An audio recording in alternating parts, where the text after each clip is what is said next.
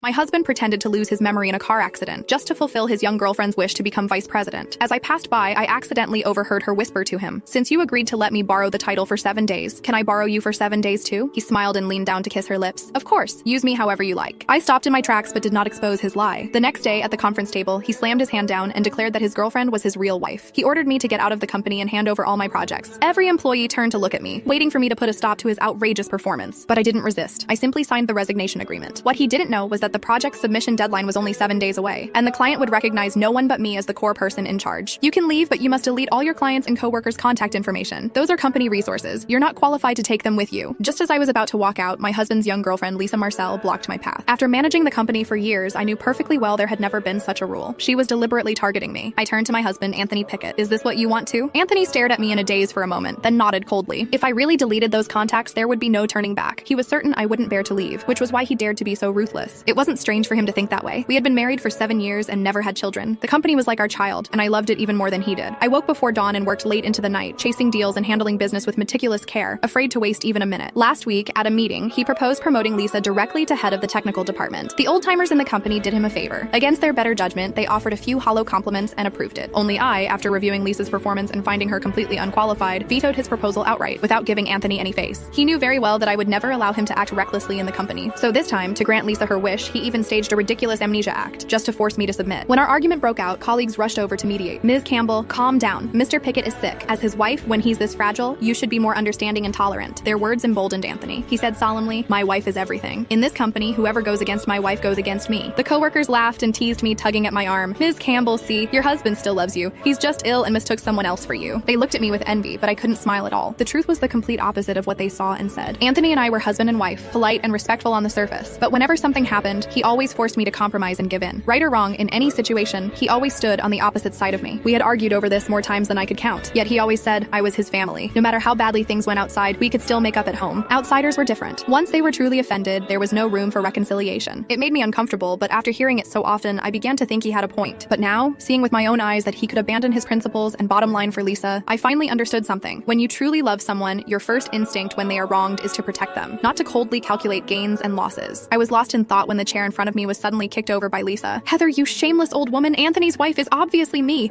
If you dare spout nonsense again, I'll rip your mouth apart." She pointed at me and screamed as if I were the one destroying someone else's family. Anthony watched the whole scene without saying a word. He simply stood behind Lisa, silently backing her up. I smiled. "Fine, I'll delete them." As soon as I spoke, I took out my phone and posted on my social feed that I had resigned. Then I raised my hand to log out of my work account. Seeing that I was serious, Anthony suddenly panicked and rushed to stop me.